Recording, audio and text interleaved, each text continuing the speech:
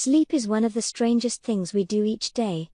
The average adult will spend 36% of his or her life asleep. For 1/3 of our time on Earth, we transition from the vibrant, thoughtful, active organisms we are during the day and power down into a quiet state of hibernation. But what is sleep exactly? Why is it so important and so restorative for our bodies and minds? How does it impact our lives when we are awake? Sleep serves multiple purposes that are essential to your brain and body. Let's break down some of the most important ones. The first purpose of sleep is restoration. Every day, your brain accumulates metabolic waste as it goes about its normal neural activities. While this is completely normal, too much accumulation of these waste products has been linked to neurological disorders such as Alzheimer's disease. Alright, so how do we get rid of metabolic waste? Recent research has suggested that sleep plays a crucial role in cleaning out the brain each night. While these toxins can be flushed out during waking hours, researchers have found that clearance during sleep is as much as twofold faster than during waking hours. The way this process occurs is fairly remarkable. During sleep, brain cells actually shrink by 60%, allowing the brain's waste removal system, called the glymphatic system, to essentially take out the trash more easily. The result? Your brain is restored during sleep, and you wake up refreshed and with a clear mind. The second purpose of sleep is memory consolidation. Sleep is crucial for memory consolidation, which is the process that maintains and strengthens your long-term memories. Insufficient or fragmented sleep can hamper your ability to form both concrete memories and emotional memories. Finally, sleep is paramount for metabolic health.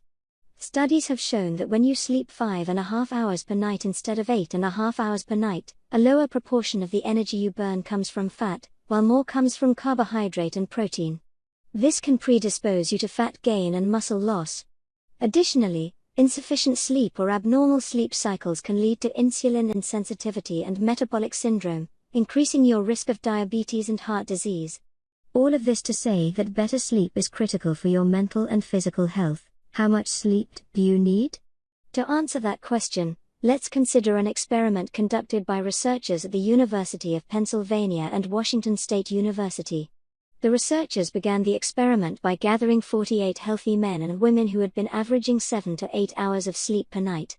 Then, they split these subjects into 4 groups. The first group had to stay up for 3 days straight without sleeping. The second group slept for 4 hours per night. The third group slept for 6 hours per night. And the fourth group slept for 8 hours per night. In these final 3 groups, 4, 6, and 8 hours of sleep, the subjects were held to these sleep patterns for 2 weeks straight. Throughout the experiment, the subjects were tested on their physical and mental performance. Here's what happened. The subjects who were allowed a full 8 hours of sleep displayed no cognitive decreases, attention lapses, or motor skill declines during the 14-day study.